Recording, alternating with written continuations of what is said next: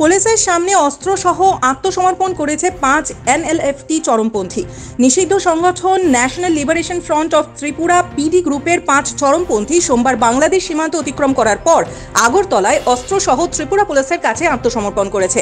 এক প্রেস বিজ্ঞপ্তিতে ত্রিপুরা পুলিশ জানিয়েছে যে 5 জন এনএলএফটি চরমপন্থী নেতাজয় রিয়াং, নাই সিং, মোহনদার রিয়াং, সালথাং, সুকুমার রিয়াং, সিনাই, করণজিৎ রিয়াং, বেরেম এবং বিষ্ণুরাম রিয়াং বাইকাং, যারা সবাই ত্রিপুরা উত্তর জেলার বাসিন্দা, তারা আত্মসমর্পণ করেছে।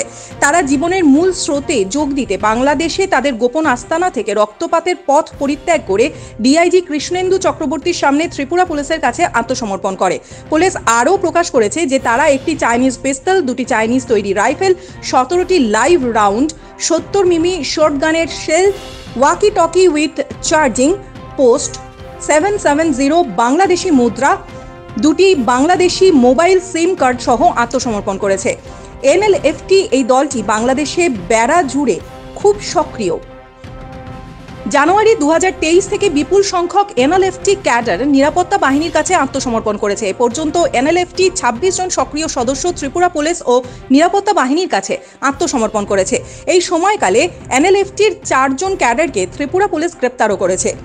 5 ক্যাডারের আত্মসমর্পণের মাধ্যমে ত্রিপুরা রাজ্যকে বিদ্রোহমুক্ত করার দিকে আরও অগ্রসর হয়েছে।